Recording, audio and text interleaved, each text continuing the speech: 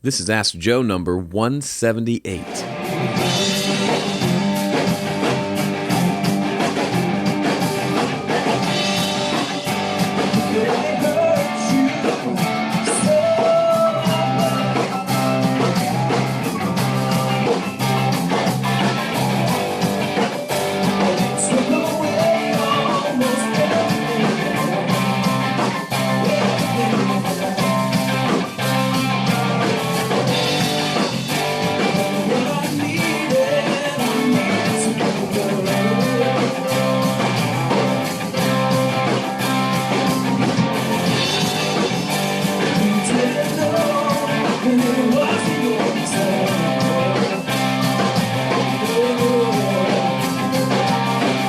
All right, hello, and welcome. Sorry for the longer intro if you're expecting something different, but you may recognize that song. That is a really rough iPhone recording of the first show I played with the band, and it went really well. It was really fun. We enjoyed ourselves. We played our butts off and had a decent little turnout at a little dive bar here in Nashville. Decent meaning a couple dozen folks came out. Really good stuff. So I will hopefully in the future be having better recordings of shows, and I'll be writing up a kind of a more detailed follow-up of everything that happened that week, most of which we'll talk about today. And sorry, somebody's saying something interesting in the chat. So I'm very scatterbrained today, so bear with me. But I want to start the process today as I kick the microphone stand of kind of unwrapping and talking a little bit about that first show. And the second show is actually tonight as I'm recording this on a Tuesday. We've got another show tonight at a place called Family Wash here in Nashville. If you're here live with us, come on out and hang out. It'll be fun. I'm going to get over there about 8:30. We'll hang out for a couple hours till we go on at 10:30. So I'm going to write up a more proper kind of review of what happened and kind of obviously keep things going. But a lot of cool things happened last week leading up to the show and kind of in the wake of the show, especially just on the day of the show itself. That was really interesting, and I thought you would be interested to hear some of that. Because if you're not here in Nashville, you might have missed some of it. And I'm still kind of processing what happened because a lot of really good things, like shockingly good things happened. And it was just a really cool week. So I'm going to start processing that with you today here on the podcast, and then I'll probably write it up and probably write an article about it as well and share that probably over on roadtotheryman.com. Which, by the way, if you're new to me and this is your first time ever seeing, hearing, hanging out with me, my name is Joe Gilder. I run homestudiocorner.com. I've run it for years now, since 2009, and I'm also a musician. I've now got a band, and I have a goal to play the Ryman Auditorium, which is a fantastic venue here in Nashville, one of those iconic, historic venues that's just kind of magical, and I would love to play a show there one day. So this past week, a week ago Monday, 8 days ago as of right now, we played our first show at a little dive bar here in Nashville, and so the first of hopefully many to come with an eye towards eventually playing the Ryman. So here's how it went. So we played at like 9 o'clock at this dive bar, and the very first thing I did, aside from booking the show, which I could probably do a whole episode on just booking the show, because for me, this all kind of started back in 2012, I think, was when I really decided I want to play the Ryman. That's when it first kind of popped in my brain. This is something I want. This is a goal I want to achieve. And so that's kind of what started it. And the first thing I said I should do, if I want to play the Ryman, I've got to have some really good songs. I had not released any original music at that time in a couple years. I'd released an album of hymns, which is cool, kind of arrangement exercise thing, but those obviously aren't originals. And I need to have original music. So my next, and when I started thinking through that, I said, okay, then that means I'm going to write an album. So I wrote the songs for the album Better This Way. I wrote 50 songs, picked 13 of them to put it on that album, and released that. And really proud of it. It's a really cool album, I think. And then later that year in 2015, so this was a few years later, I kind of identified that I wanted to do an album, but then it took me a while to get there. And so since then, I've released that album called Better This Way. I've also released a 4-song EP called Free, which is really cool stuff. I really like those songs as well. And after releasing that, I thought, well, I've got enough songs to play a decent length show.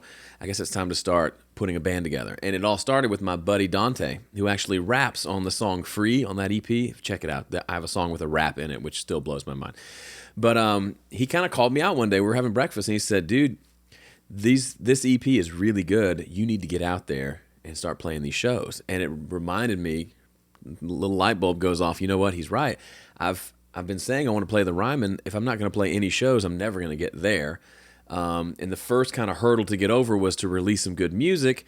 And so the next step is, I guess, playing shows. And I kind of had nothing else to do. I could go back and write another album, but that didn't feel right to me. It felt like it was time to start, do the band thing, get some shows under my belt, and maybe the band will write an album together or whatever. So that was kind of the impetus for starting the band. So I contacted Tim Horsley, drums, Joel Bazaire, my brother-in-law. They've played drums and bass on my last... Joel has played on everything I've done, released as an artist, and Tim has played on almost everything, except for the first one where I shamefully used Easy Drummer, and now I don't use that anymore. So they were in, and then a few other people. Spencer Holloman on guitar, his wife, Frankie Barranco, who's a phenomenal singer and artist in her own right. We do one of her songs as a band. She comes on to sing. She also plays guitar. She hasn't played anything in the band yet, guitar-wise, but we'll probably get to that. And then my friend Scott Johnson on keys, and he's a phenomenal keyboard player. So we did several rehearsals, and then I started dragging my feet on booking a show because there's a lot of fear involved with that. And oddly enough, it's funny. I've talked a fair amount about the fear and all that type of stuff, looking towards booking a show, and it's good to talk about that stuff, and it's legit, and every musician feels it on some level, I'm sure. But last night I watched the movie Saving Private Ryan. It came on, it's on Netflix now, and watched it. Gut-wrenching movie, really hard to watch, a lot of emotions. And I remember thinking on that opening scene where they're at Omaha Beach, thinking, I've got nothing to be afraid of. If I'm afraid of a couple shows and of not being good enough on stage, like, I've got a really good life. So it was a good perspective shifter for me. Something I want to hearken back to and think about next time I'm feeling overwhelmed with something small, in quotes, like anxiety about a show or things like that. So that was a good perspective change for me. Anyway, so moving forward, I contacted a few venues. Actually, you saw that on the podcast several months ago or a month or two ago. Actually made a bunch of phone calls and contacted a bunch of venues on an episode because I knew I wouldn't do it otherwise. And one of those contacts was a venue called The Basement here in Nashville. Pretty well-known, smaller venue, can hold a couple hundred people. And they replied. But they replied with, yeah, probably not going to be a good fit. How many people do you think you could get there? We looked at your website. Doesn't look like you'd bring a lot of drinkers to the show, and we need a lot of people drinking booze to make it worth our while. So we go back and forth, and it was actually really fun. They said, it doesn't look like it would be too boozy of a night. And I wrote back, I said, it's because I have a Christian hymns album on my homepage, isn't it? And they said, no, it's just, well, actually, you could see they were backpedaling. They were like, well, no, it's not that. And I was like, I drink alcohol. I will bring people who, anyway. That was kind of funny. But as I did a Google search for booking shows in Nashville. I mean, how amateur does that get? But it pulled up an article that interviewed somebody who either currently or used to work at The Basement and maybe another venue, a bigger venue than The Basement. And one of the questions on the interview in the article was, what's your suggestion for bands who just don't have a following yet and don't bring much to the table to book a show at The Basement because they just don't have the following in place, the whole chicken or the egg thing? And they said, well, they had a couple suggestions, but one of them was, there's a great little venue in Nashville called Springwater. It's kind of a dive bar. They can definitely get a show there and start working their way up and booking shows, gets people to that show, build up a following, do some shows, and go from there. So lo and behold, I honestly had never heard of Springwater, but looked it up, contacted them, and they said, yeah, here's some openings, come play a show. And it was literally that easy. And so we did it. By the way, if you are familiar with the Black Keys, they shot a music video at Springwater. It's this dive bar that's been around. The bar has been around for over 100 years, I believe, and it's become this kind of trendy place. It's got one pool table, it's got a little room for the band, a little room for the pool table, and a bar, and that's it. But anyway, it ended up being a really cool place to go play the first show. It's kind of, anyway, you can go check it out. It's thespringwater.com if you want to see it. They've got a link to the music video and stuff from Black Keys too. So we booked that, and so next comes, okay, I got to get people to this show. Being the first show, I wanted to get people there. I want to get people to every show, but this one felt extra special to me. It felt like a big step as an artist. It felt like a big step for the band, and I wanted to get people there. So I did the usual thing, create an event on Facebook, share it there, share it with my Home Studio Corner page, also share it, with my personal Facebook page.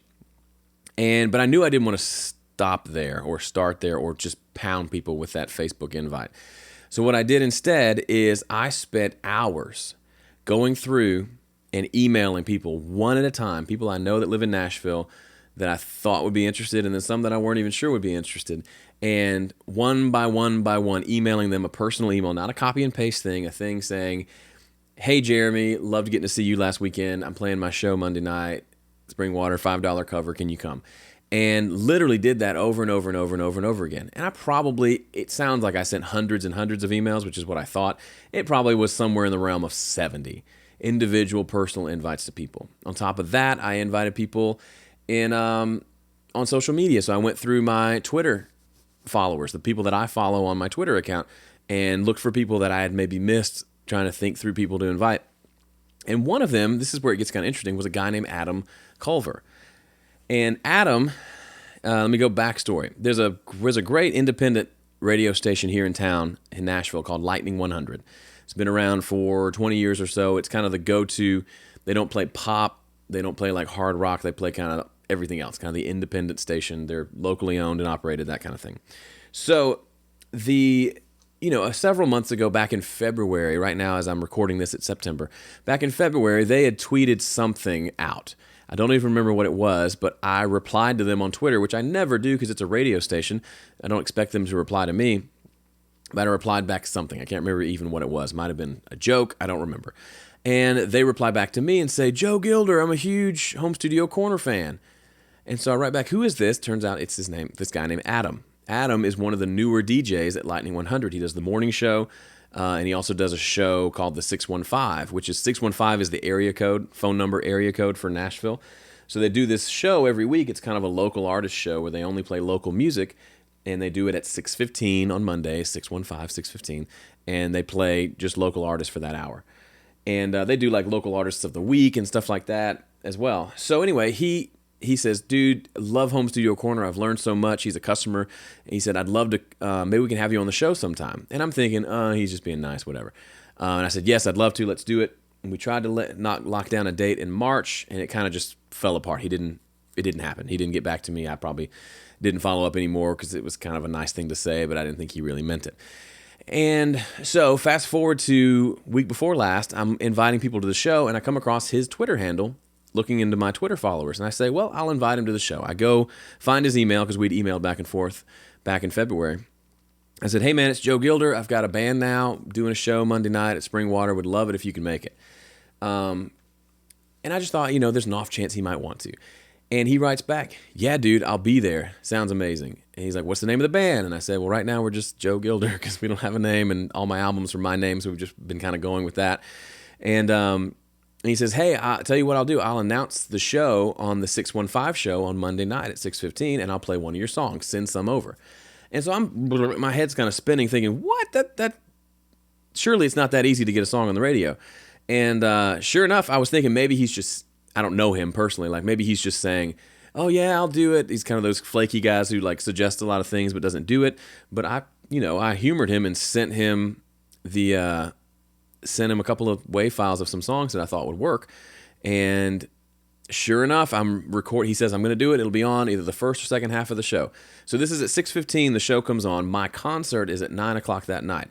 Show comes on. Sure enough, after the first segment with the local artist of the week playing a few live in-studio songs, he says, up next, we've got a song from a local guy named Joe Gilder from Nashville, who runs a great website on Home Studio Corner. I've learned a ton from them. over the years, and he's got a band that's playing a show tonight at Springwater, and here's his song Lies. And lo and behold, my song is on the radio in Nashville, the local independent station. And it was insane, and it was surreal, and it was crazy, and really, really generous of him and all that stuff. So go to the that happens. It's really awesome. I pack up, head to the show. Show goes really well. Get a decent turnout. A couple dozen people show up. A lot of friends. It was really encouraging and all that stuff. And we played really well. It was stupid loud. I didn't have earplugs, so lesson learned there. But it just worked out. The band came to life. They just rocked, and there was a lot of energy, and it just was really, really fun. So afterwards, the next day, I'm sending out, and again, I'm telling you this not just to talk about myself for 15 minutes. I know I am, but I think this is valuable too if you're in a band or if you're even in any kind of business. There's some cool business lessons here. So the next day, I go through and I spend some time thinking through who all came to the show and emailing them one by one saying, thank you for coming. It was good to see you. And trying to make it not look like a copy and paste thing. And Adam was one. He ended up not making it to the show. He emailed me that night, said, dude, I just ran out of gas. I couldn't make it to the show. And so, I had written him and said, thank you so much for playing my song on the radio. You're fantastic. That was really generous of you. I owe you a bunch of beers now. And then I texted him or emailed him and said, hey, by the way, I know you guys do the local artist of the week. How can I throw my name in the hat to be considered to maybe one day be the local artist of the week? And he writes back and says, oh, you know what? We've got our next opening in the third week in November. Why don't you be the artist that week? We'll play you in heavy rotation on the radio throughout the week, and then you'll play a show Friday night downtown Nashville at Soulshine Pizza. We do this live big free show for the artist of the week. We promote it a lot. Should be a good deal. And so I say, okay, Joe Gilder will be the local artist of the week on Lightning 100 for the week of, I think the show is November the 18th. So all this to say, the first show went really well. There's a lot of cool things that came from it. But what's just really interesting is that I ended up getting a lot more traction out of just taking some action. And, the fact that I've built this thing, Home Studio Corner, that's helped a lot of people, had no idea that would help me out musically at all. I mean, I knew it was the only leverage thing I have, but I'm not going to just put music out there. It's just going to make things happen. But it just happened that this one guy who just happens to work at this station now is a fan and happens to have the ability to make these connections. And to me, it was just a big lesson in putting yourself out there, in doing things that may scare you, that may seem like they're not going to work, because sometimes these things just happen. And I can hear people saying, oh, you're just lucky because you have Home Studio Corner and, you totally taken advantage of that to get this. And I would say, yes, I've built this one thing that is going to help me build this other thing. And I think that there's this feeling of, no, you need to build everything like a silo by itself. I shouldn't use any of my influence from Home Studio Corner to affect my music.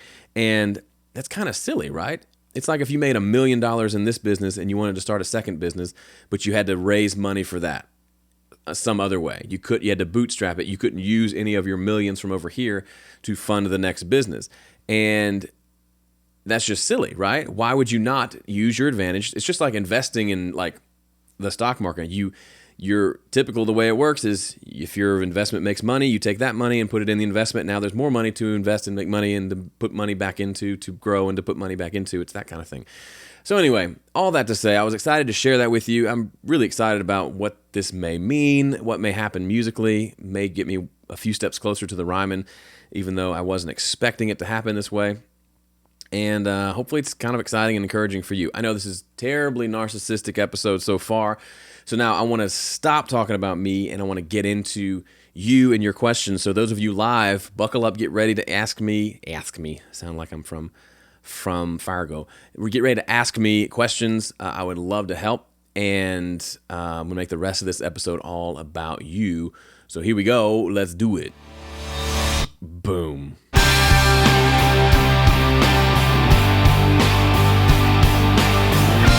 And we're back. Okay, I want to answer your questions. I know I've got a few questions over on Facebook. I've got a few questions up here in the live chat. By the way, if you want to join me live and ask these questions live, it's probably the best chance you have right now to get your question on the show.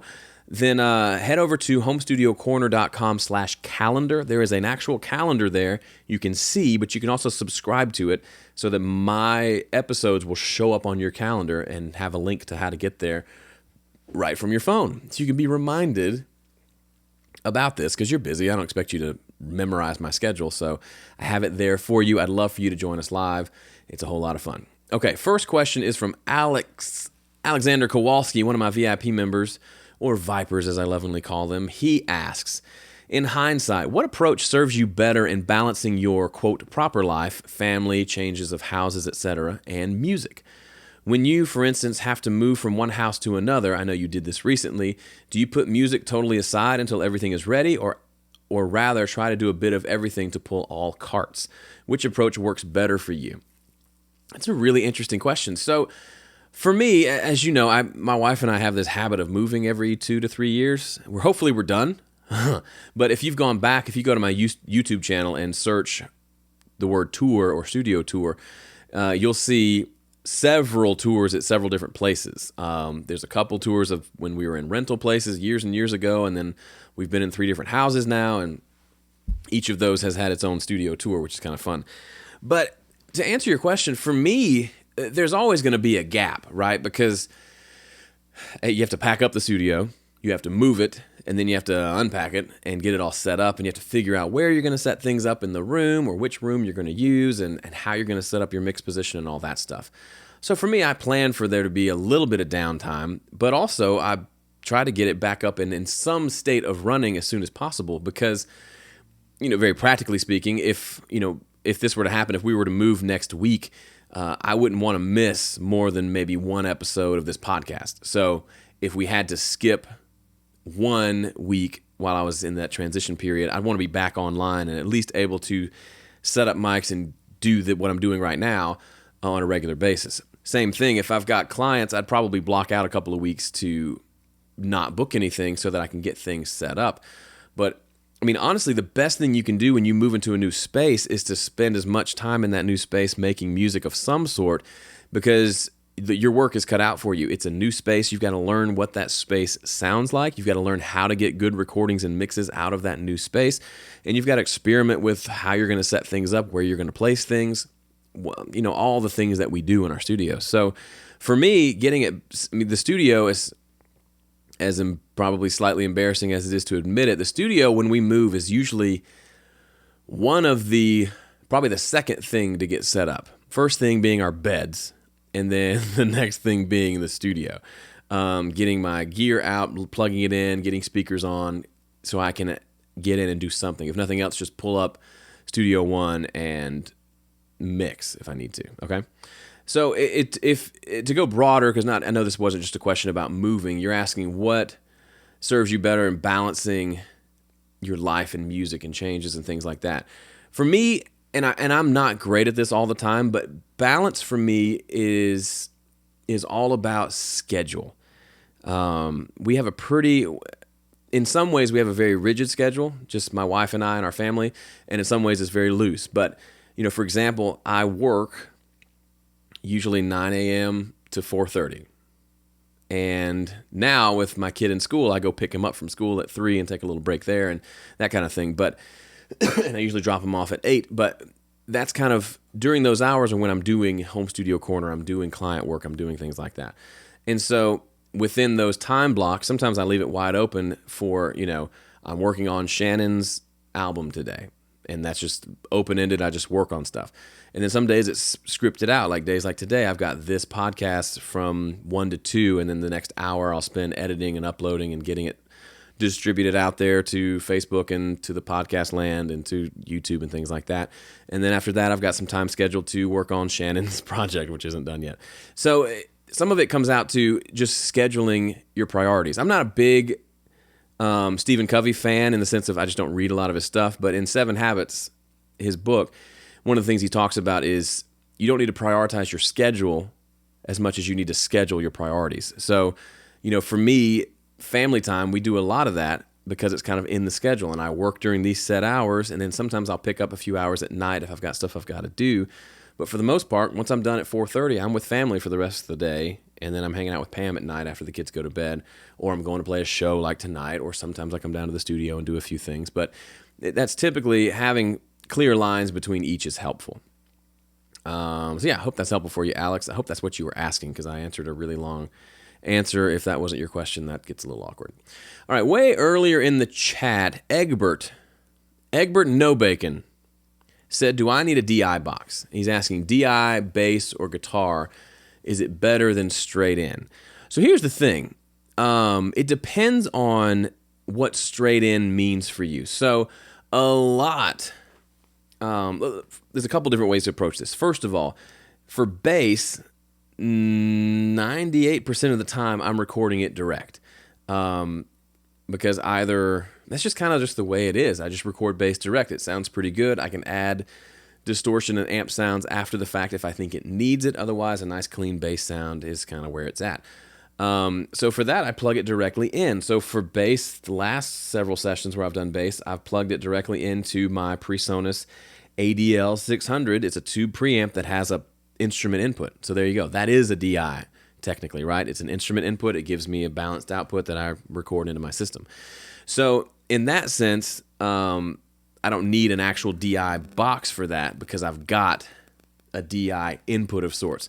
Most audio interfaces now have, on the front some sort of guitar input on them. So again, you don't technically need a DI to convert that unbalanced high Z, whatever, low Z, whatever the impedance thing is, input into a balanced signal to be recorded. It's already on most interfaces that you'll encounter. Now, the other side of this discussion, and Egbert, let me know if I'm not answering your question. The other side of this discussion is people who want to record, if we're talking electric guitar, they want to record the dry signal of the guitar, the sound of what comes out of the guitar. They want to record that into their system and then have the option to reamp that later.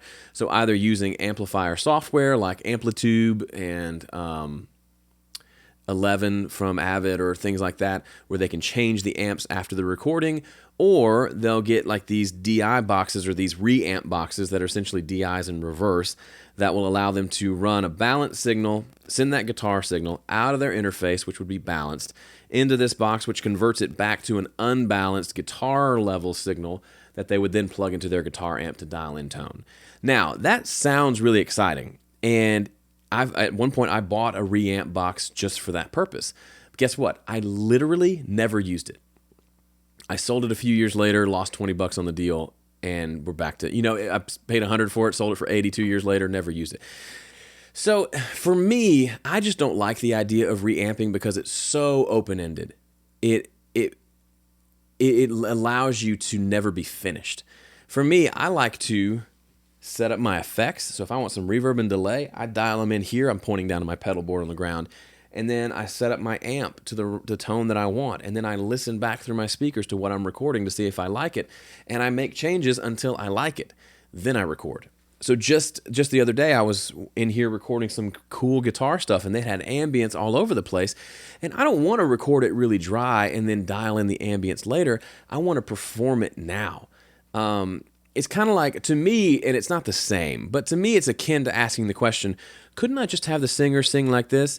I am going to sing this song in the same note so you can tune it later.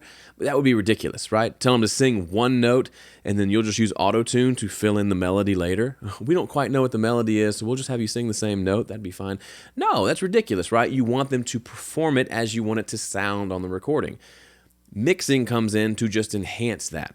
So to me, giving myself the option of changing all the amps later, it can be helpful if you mess up, right?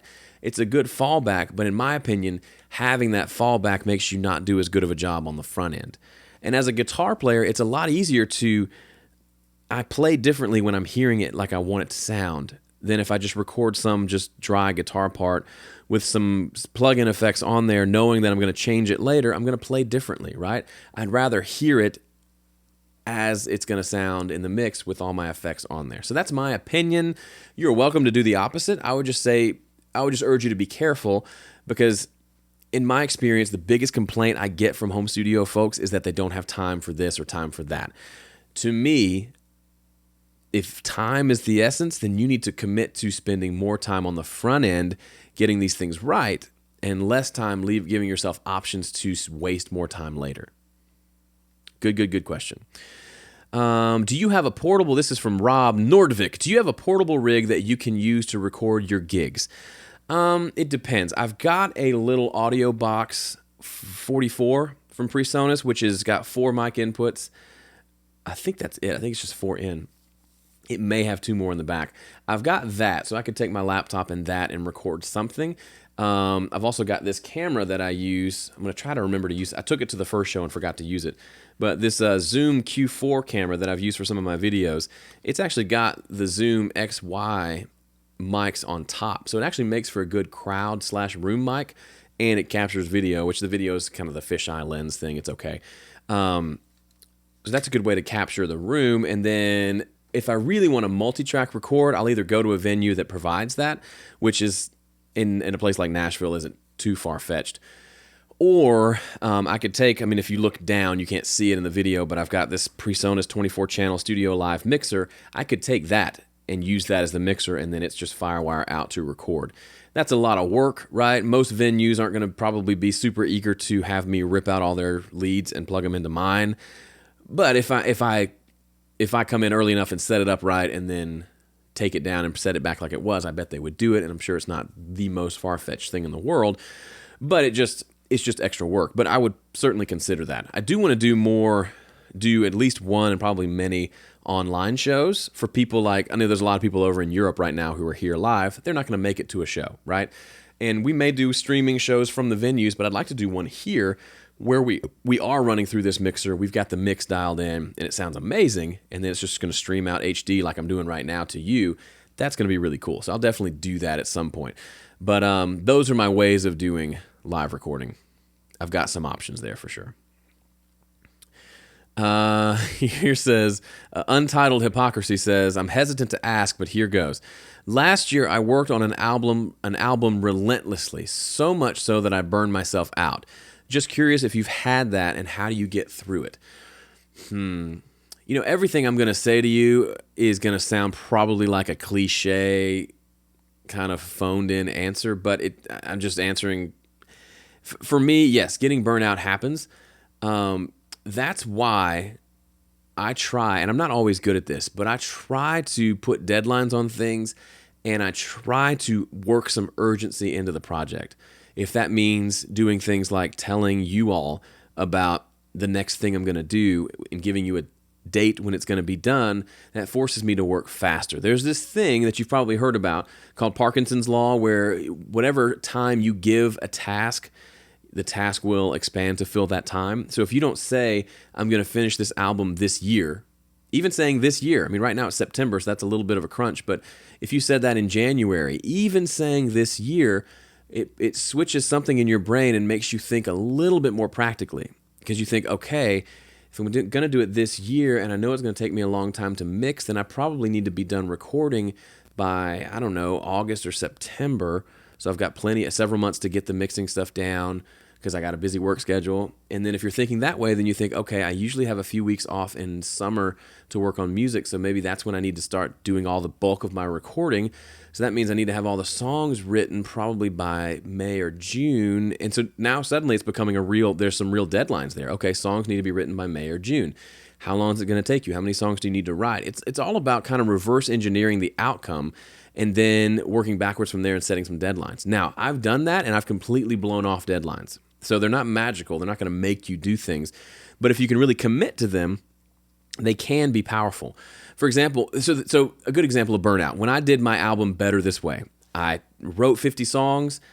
I did it in 12 weeks, just like I told you I was going to do, and it was awesome. And then I picked, I went through the whittling down process and picked 13 or 15 songs out of those 50 that we were going to track for the album. And then, wrote out the charts, scheduled out the tracking day, recorded the scratch tracks, and then had Tim and Joel come in, and we 3 recorded. There were 9 songs that needed drums. We recorded all of them in a day. We started at about 8 in the morning. We went to lunch at noon, and we were done by 3 o'clock. We just crushed it. So by the end of that day, I had drums and bass on every song I needed, and then I had guitars or keys, depending on what I played on the given song, laid down for the bulk of the songs. At that point, I really do wish I had kept that momentum going and spent the next month just getting it finished. Instead, I felt so good about the progress we had made that I probably didn't open a session for a month. I talked about it with you on the podcast and in videos, and I probably opened it up to show you the drum sound that we got, or this overhead recording mistake that I made that was kind of embarrassing but worked out okay.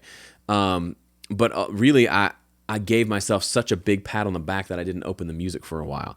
And then I would see my brother-in-law Joel, who played bass, and every time I'd see him, I'd think in my mind, oh, he might ask about how it's going with the recording, and I got to tell him I've done nothing. So that would sort of get me back into working on it, but I wish I had kept that momentum going. I just dragged my feet, and it took probably a year to finish. So for you, Untitled Hypocrisy, if you need a break, take a break. Because I don't think there's any benefit to continuing if you're burnt out. But also, I think you need to kind of reconnect with what excites you about it. Also, I think there's a very real possibility that you just have maybe a little bit distorted view of what this album should be. Maybe you think you have to go in and edit every single track and make it perfectly timed. Maybe you feel like you need to record 20 guitar tracks or 15 takes of vocals and then go comp each one together.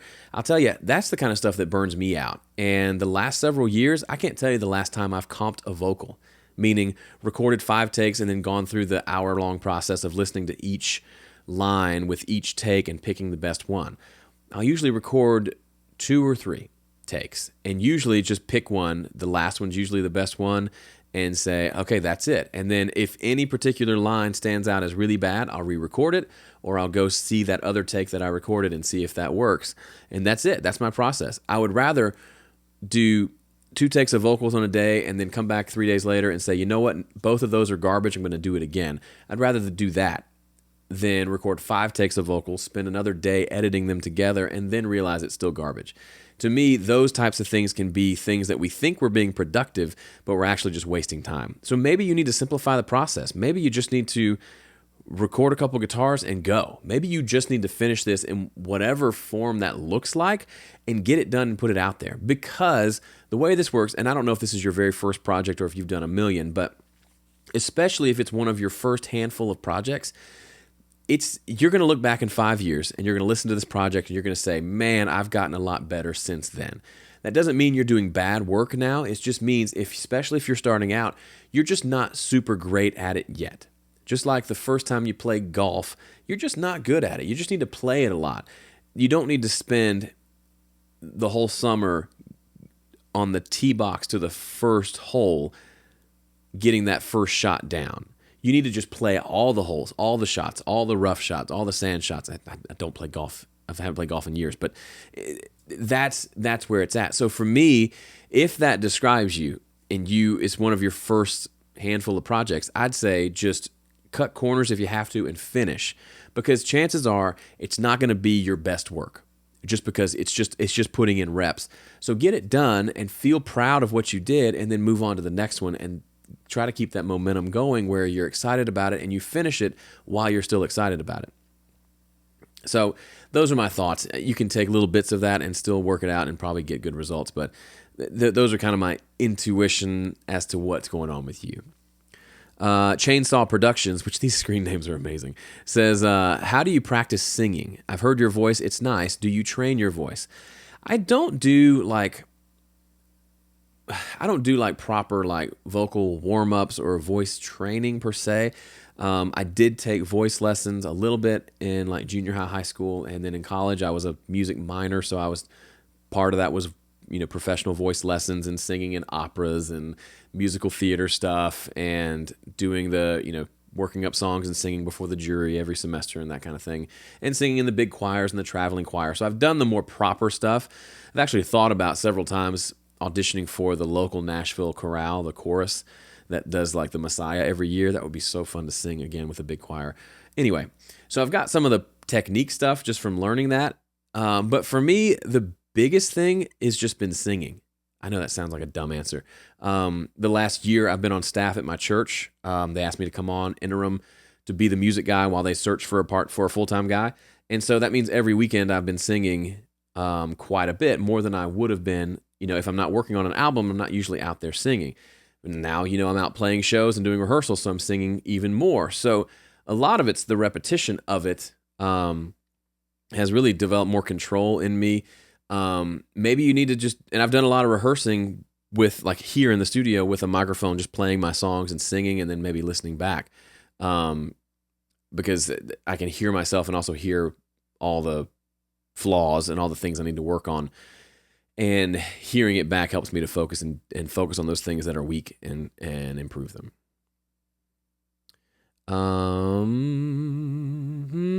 This is from Mr. Carl Bob. Says, how do you manage mids in your vocal recordings? I always end up making huge cuts in the mixing. I would say don't judge any mixing move as good or bad just because you think you're cutting too much. There are plenty of songs where a bass track sounds amazing, but I find myself cutting a crap load of low mids because it's just too muddy. There's too much going on in the low mids. I wouldn't judge your mix by your EQ. Now, if you've got crazy EQ on a lot of stuff, it either means the recordings could improve, or maybe you're going too far and you're doing too much. That could be the case, but honestly, sometimes tracks just need crazy EQ to sound right. So if you find yourself needing to cut the mids, especially the low mids, it could be that a different microphone would be helpful that doesn't emphasize those as much, or maybe backing off the microphone a little bit during recording might make it less likely that you have to do that stuff. But don't feel like just because you use a lot of mid... I find on my voice, I do the same brand of EQ usually most times, which is usually a cut in the low mids and usually some sort of cut in the upper mids, because I have a little bit of a nasally voice that cuts through, especially when I'm singing. And those frequencies just happen to be there. Sometimes it's a really narrow notch, which if you saw my video on notching, that's something I'm really into lately. But other times it's just a wider cut of just a bunch of frequencies just to smooth things out. It's completely legit. As long as it sounds good to you and it's fitting in the mix, then I think you're doing a good job. All right, this has been a longer episode, but I hope it's been helpful for you. Thank you for listening, and we'll see you back here next week.